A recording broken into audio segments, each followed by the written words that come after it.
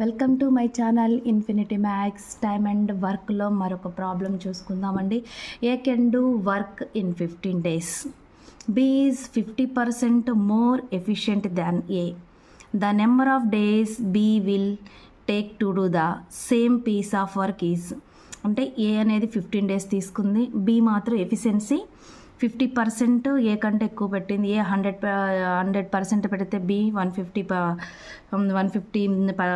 ఎక్కువ పెట్టింది. ఏకేమో 100% పెట్టినందుకు 15 days తీసుకుంది. మరి బి ఎన్ని రోజులు తీసుకుంది అని మనం ఫైండ్ అవుట్ చేయాలి. సేమ్ వర్క్ ఇక్కడ ఫార్ములా వేసుకొని చేయటమే, ఏం లేదు.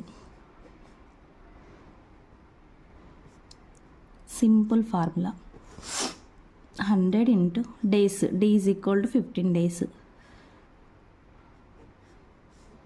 ఇక్కడ x is equal to 50%. 100 plus 50 150, 10 days. Okay, ఈ ప్రాబ్లం హోంవర్క్ చేయండి.